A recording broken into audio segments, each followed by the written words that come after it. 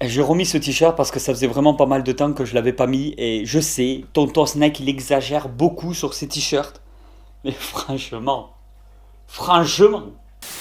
Et salut tout le monde, j'espère vraiment que vous allez bien, moi ça va super. C'est une vidéo que je voulais poster depuis pas mal de temps. Je sais que ça fera pas beaucoup de vues parce que j'ai pas fait un titre exceptionnel. J'ai commencé à faire la méga aire de chasse des Messeurs Barbarus. Je vais tout vous montrer dans cette vidéo, un peu à quoi j'ai procédé, les idées que j'ai eues, les idées que je n'arrive pas ou je ne sais pas encore comment les concrétiser, donc ça se fera peut-être dans le temps.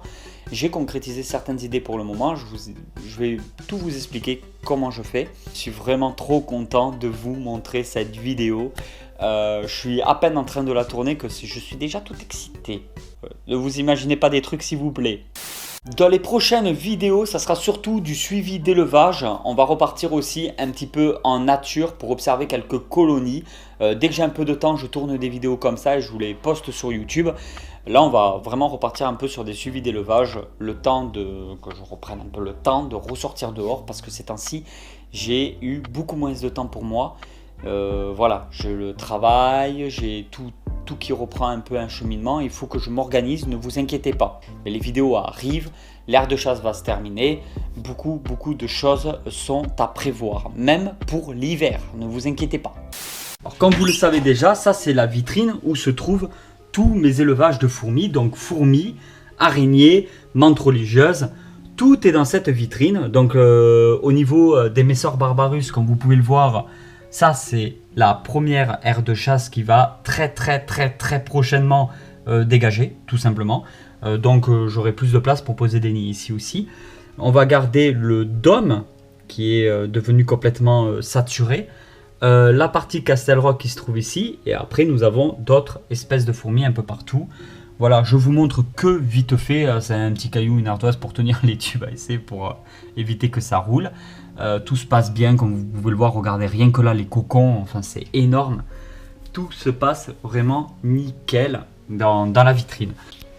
Alors on va voir ça ensemble. Et voici la nouvelle méga aire de chasse que je suis actuellement en train de fabriquer. J'ai tout fait moi-même. Donc je vais vous montrer un peu tout ça. Bon, les pelotes de laine de Tati Célie, ça y est, elle a déjà trouvé de la place dans son nouveau meuble. Parce que j'ai fait un meuble entre le canapé et la baie vitrée. J'ai fait un meuble de la bonne taille. C'est un meuble qui fait 80 cm de long, pile, par 60 cm de profondeur, pile. Voilà, comme vous pouvez le voir. J'ai dû refaire le meuble pour pouvoir faire le dessus de l'aire de chasse, que vous pouvez le voir. Alors faites pas attention aux ardoises. Pour l'instant, c'est juste posé comme ça, mais... je trouve que ça ne rend pas du tout et ça ne va pas rester comme ça. Voici donc l'aire de chasse. Tout ça, c'est que le début. Hein. Je dois mettre toute la décoration. Il y aura des branches de partout. Il y aura peut-être une grosse plante. Voilà, j'ai quand même pas mal de projets. L'aire de chasse n'est pas du tout finie et ça sera dans des prochaines vidéos. Vous inquiétez pas, dans les prochaines vidéos, il y a des suivis d'élevage tout à fait basiques et l'aire de chasse arrivera plus tard. Alors ici, il y a les tuyaux, les tubes, là où les fourmis vont arriver dans l'aire de chasse. Toutes les fourmis vont sortir par rapport à la vitrine de là-bas. Il y aura des tubes de raccord tout le long. Et les fourmis, en fait, sortiront par ces trous-là. Ici et là. Et elles vont pouvoir avoir toute cette partie-là comme aire de chasse. Alors j'ai fait des petites rampes. C'est des plaques de métal perforées que je me suis servi. Et ensuite, pour le décor, là, j'ai pris de l'enduit de rebouchage. Donc, ça met une plombe à bien sécher correctement. C'est de l'enduit de rebouchage. Et ensuite, c'est du plâtre mélangé à du colorant. Voilà, que j'ai fait couler par-dessus. Et comme vous pouvez le voir au niveau de l'enduit, j'ai essayé de faire un petit relief un peu partout pour qu'on voie que ça remonte, que ça fasse pas un truc juste tout lisse, tout plat. Bon, ça commence à bien sécher quand même, ça s'est même fracturé à certains endroits, mais bon, ça donne un petit style, j'aime beaucoup. C'est des vitres que j'ai pré-découpées, que j'ai fait découper donc à Leroy Merlin, mais vous pouvez aller, je pense, dans plus ou moins n'importe quel, je pense, magasin de bricolage hein, pour la coupe du verre. Beaucoup de magasins de bricolage le font. Et j'ai jointé au silicone de chaque côté et j'ai mis des baguettes d'angle. juste pour que ça fasse un peu plus joli. Alors, je sais pas trop si c'est joli, mais moi je trouve que ça rend vraiment pas mal. Donc tout est entièrement vitré. En haut, je mettrai l'huile de paraffine comme anti-évasion pour pas que les fourmis se barrent par en haut. Et en fait, les tubes de raccord, c'est sous la plaque. Voilà, c'est comme ça que ça se passe. C'est juste ici en fait. Donc ça, c'est des tubes de raccord. Pour l'instant, ça sera comme ça ici. Et après, je peux raccorder n'importe quoi, des tubes beaucoup plus gros. Je sais pas trop. Peut-être que dans un départ, je vais garder ces tubes-là. Voilà, mais peut-être que plus tard, je vais faire quelque chose de beaucoup plus esthétique dans mon salon. Et là-bas, j'ai percé à la scie cloche vraiment de manière très dégueulasse. Bon, après, ça se voit pas, c'est au fond. Et comme ça, les tubes de raccord, je les fais passer par derrière. Du coup, les fourmis, en fait, ça va faire un petit peu comme dans la nature. C'est-à-dire que les fourmis vont monter. C'est comme ça, elles étaient en bas, mais même si les nids sont pas en bas, vous m'avez compris. Le fait de l'air de chasse, en fait, les fourmis remontent par dessous. Hop, elles montent en haut. Je trouve que c'est juste énorme. Après, j'ai encore beaucoup de boulot, ne vous inquiétez pas. Pour l'instant, je trouve que ça ne ressemble pas à grand chose. J'ai encore beaucoup de travail. Voilà, il y a des nuances un peu de couleurs. On voit bien les parties qui ont séché plus que d'autres. J'ai encore beaucoup de travail dessus, mais je voulais quand même vous faire une petite vidéo pour vous montrer en fait que j'ai quand même avancé dans le projet. Et que oui, tout est en train de se concrétiser petit à petit. Alors, comme je vous l'ai dit, c'est une grosse aire de chasse qui fait 80 de longueur par 60 de profondeur. Je la trouve énorme. Et en hauteur, c'est 40. Hein. Là, elle fait 40 cm de hauteur.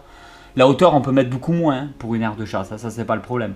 Mais je trouvais que ça claquait de faire vraiment une très grosse hauteur. Ensuite, alors je compte mettre une grosse plante, genre, je sais pas, un yucca ou... Enfin, je sais pas trop, une plante qui vivrait à l'intérieur sans trop de problèmes. Et comme les fourmis peuvent creuser la terre de la plante, foutre la merde et tout, mettre la plante dans un genre de cache-pot et mettre de l'anti-évasion tout autour du cache-pot pour que les fourmis ne puissent pas grimper pour se retrouver en fin de compte dans la terre de la plante et tout remuer et faire n'importe quoi. Donc ça veut dire que mon objectif en fait c'est qu'il y ait quand même une grosse plante, une vraie plante, pas une fausse mais une vraie belle plante, et que derrière ça les fourmis ne puissent pas grimper dessus. Après je vais mettre le méga abreuvoir que j'avais acheté chez Fourmium, je vais mettre des grosses pierres un peu partout, ou vraiment des grosses pierres, une grosse souche de bois ou plein de branchages de partout. Et une fois qu'il y aura les fourmis qui iront un peu partout, ça sera vraiment super. Comme vous avez pu le voir actuellement, Tonton Snake est toujours à fond dans les projets. Au niveau reptile aussi, mais ça je vous en parlerai un peu plus tard. Voilà, il y a peut-être quelques trucs qui vont se décanter dans les prochains mois. Pour l'instant, quand rien n'est sûr, je préfère ne pas vous en parler pour pas vous donner de faux espoirs ou quoi que ce soit. Et après, comme vous me connaissez, quand je commence à faire des projets, vous le voyez avec ce qu'il y a derrière, Tonton Snake ne fait pas les choses à moitié. Et si ça tenait qu'à moi, il y aurait des terrariums jusqu'au plafond chez moi. Alors, j'ai reçu pas mal de messages ces temps-ci, comme quoi vous voulez de plus en plus de vidéos aquario parce que j'en fais de moins en moins. C'est surtout que j'ai pas grand chose à raconter puisque j'ai que 2 aquariums actuellement et les projets aquario ont été retardés ces derniers temps par manque de temps. Je préfère, quand je veux des animaux, je préfère bien m'en occuper et être sûr d'avoir le temps pour vraiment m'en occuper et bien faire les choses. Donc pour l'instant, le gros projet aquarium prend du temps. Parce que je veux être sûr que je vais le faire, de prendre le temps de bien faire les choses. Donc ça va prendre un peu de temps. Mais comme vous me l'avez beaucoup demandé, prochainement, je vais travailler sur une vidéo aquario par rapport à ce que j'ai, vous faire vraiment un suivi de tout ça, ne vous inquiétez pas. Et au départ, ce que je comptais réellement faire, en fait, c'est de trouver un moyen de faire des réglettes. En fait, je voulais que les fourmis circulent de manière que ça soit super transparent et à même l'air libre en fait. Qu'on voit les fourmis carrément marcher comme ça. Mais ça demande, comment dire, il aurait fallu que je mette un anti-évasion vraiment performant. Les Messor Barbarus sont pas comme les Crématogasters Scutellaris par exemple. Elles sont pas très agiles et elles ont vite fait de tomber. Donc si c'est pour qu'elles tombent un peu partout dans mon salon, ça sert à rien. Donc je voulais vraiment trouver un moyen plus esthétique. En attendant, je vais mettre juste du tube de raccord tout le long. Voilà, mais après dans le temps, je risque d'enlever ces tubes de raccord pour mettre vraiment quelque chose de beaucoup plus travaillé est beaucoup plus joli. Parce que j'en avais déjà parlé dans une vidéo, mais les Messor barbarus, quand on les regarde dans la nature, que ce soit Messor barbarus, Messor capitatus, Messor... Il n'y a que les structors où je n'ai pas vu de gros trajets, mais surtout les Messor barbarus, je suis beaucoup parti en Méditerranée ces dernières semaines, et les Messor barbarus, quand on les voit dans la nature, elles font des trajets énormes. C'est incroyable jusqu'à la colonie. C'est des trajets qui peuvent faire plusieurs dizaines de mètres de long. Et en fait, en captivité, on a tendance à mettre les fourmis. Colonie, ça veut dire aire de chasse et nid. Et je trouve ça vraiment dommage. Je voulais vraiment en fait qu'entre l'aire de chasse et le nid, il y ait toute cette partie trajet où les fourmis marchent beaucoup comme dans le milieu naturel. Chez moi, j'essaie de représenter le plus possible à chaque fois les conditions chez tous mes animaux. J'essaie maintenant de plus en plus de faire des choses très proches de la nature, même si on ne peut pas trop en captivité. Essayer de me reprocher le plus possible de quelque chose de naturel. Et voilà tout le monde, je vous quitte directement avec les vues de ce terrarium et les petits Acanthosaura.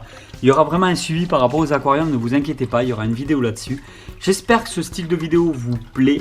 Voilà, j'ai fait encore quelque chose un petit peu différent. Tonton prend des risques en ce moment. Plus sérieusement, si cette vidéo vous plaît, n'hésitez pas à me le dire en commentaire et de soutenir la vidéo de la façon qui vous semble être le mieux. Et moi, je vous dis à très vite pour une nouvelle vidéo. Allez tout le monde, ciao ciao.